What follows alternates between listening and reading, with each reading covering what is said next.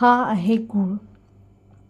हा काळा गूळ आहे आणि जितका जुना गूळ असेल तेवढा तो औषधी म्हणून वापरला जातो.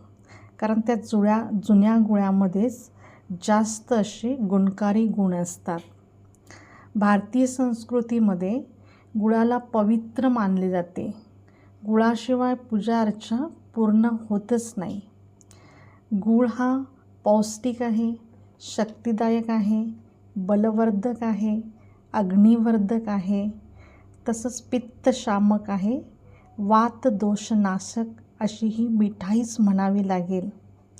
आणि ग्रामीण भागामध्ये तर गुळाशिवाय चालतच नाही. त्यामुळे तो अमृतासमान आहे. ह्याच्यात अनेक पौष्टिक मूल्य असतात. जीवनसत्व आहेत, प्रथिने आहेत, कॅल्शियम जास्त प्रमाणात ह्याच्यामध्ये असतात. म्हणून रोज त्याचा वापर आपण जेवणामध्ये केला पाहिजे.